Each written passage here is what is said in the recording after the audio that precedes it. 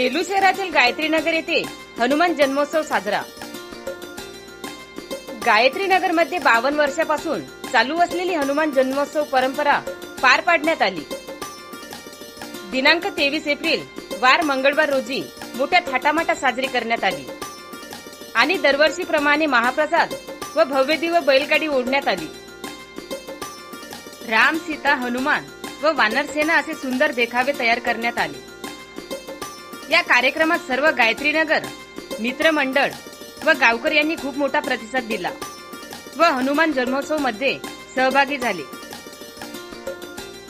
या कार्यक्रमाचे नियोजन समस्त गायत्री नगर मित्रमंडळ यांनी केले। प्रतिनिधी संदीप वरकड, सेलू।